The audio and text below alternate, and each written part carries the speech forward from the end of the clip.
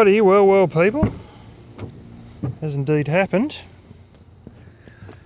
Instead of going and squeezing in down in the back, I've come up the front and I've put this relay in, and yeah, they're absolute chicken feed spades on some of this, but that doesn't stop me from knowing how to use a soldering iron. So this is oh, you might have heard the little story with the VSR. You know, I had an incident with this mob about 3 years ago. I decided to quit buying anything from this place, but they're just too convenient, and you know, otherwise I've got to go to the capital to buy electronics at electronics full stop, not just electronics at a reasonable price. So, you know, you sort of keep going back to them, and it's like running, like an abused wife running back to an ex-husband, you know, it's just bloody stupid. So anyway, after the debacle with the VSR, in which I had to do a bit of in-store swearing, we ended up with this, only to get it home and realise that there's actually scratch marks on some of the spades, but regardless, it's worked. And so I've driven about 15 minutes to go and get some more fuel, and 15 minutes back again, and basically it's all performed well. I can tell the voltage is getting to the battery because of the what's his name, the charge controller, solar charge controller back there.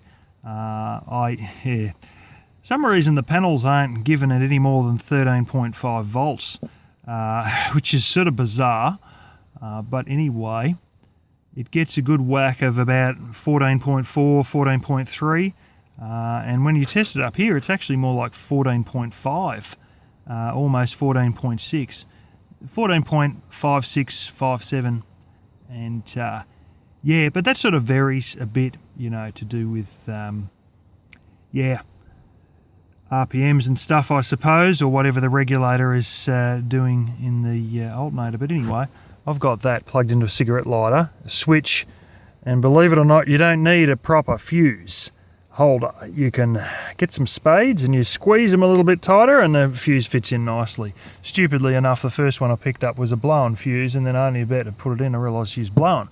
So I had to go back home and get another fuse. But anyway, that's how it's all happening, and it is actually happening. Now, I was sort of fairly worried because of this... solar panel cables weren't long enough, I think, and it was too much of it. It was sitting on the front seat and there was too much under shadow. But I've had a couple of funny things, yeah, with that charge controller, so I hope it's not the damn charge controller. I had it hooked to another solar panel I got in the house, but that was showing 13.5 volts as well. Yeah, that's a bit different though, because it actually uses mains cable, so it's not going to get jack shit current or jack shit voltage because it's actually really long and the wrong type of cable. But I sort of wonder, because I've used this big heavy 8 gauge stuff and it's only going like from like in there up about a couple of yards, you know, like 2 yards or something, and then the solar panel hooks right onto a connector that you can see right there. But anyway, I was sort of concerned because I'd bought this battery and I'd had it for a week and it hadn't actually hit full charge after having it for a week.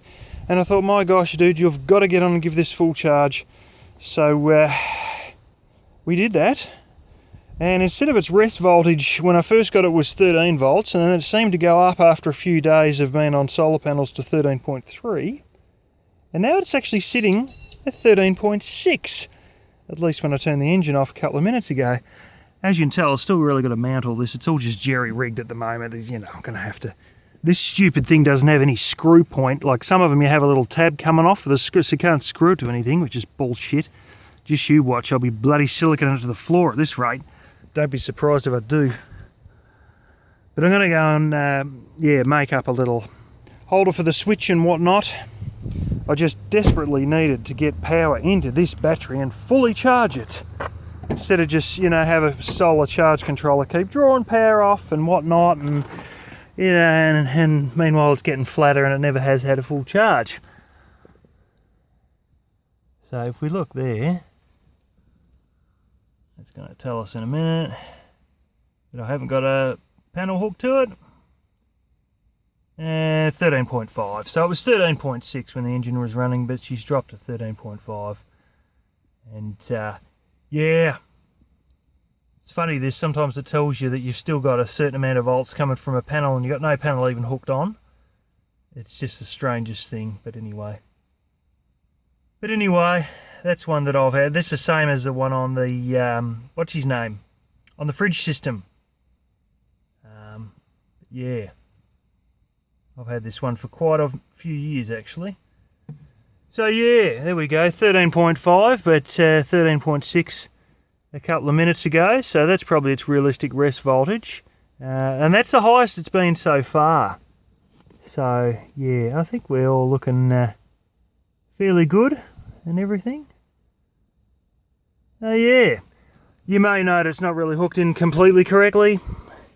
I know, there's a bit of polystyrene underneath that with the duct tape around the side.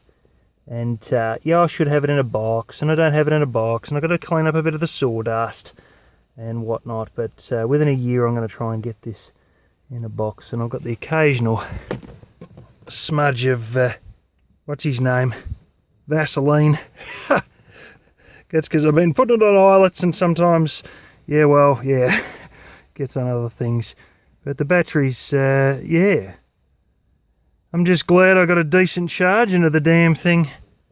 So there's my little negative one. The one you can see there, that's actually a junction for the positive, but it was in such a large container it was ridiculous. So just put a bit of duct tape over it. And there's a switch there too, to turn that on and off. And in due course the fridge is going to end up back here. And I don't think it's very long till I've got a USB powered water pump that'll be going in here that then has to go through all of this, so I might actually, yeah, wait till that comes before I put the fridge in. And yeah, but anyway, I am pleased as punch that we got some progress and got the bloody battery charged properly, as opposed to just, you know, buying it and then just not actually getting it properly charged, you know.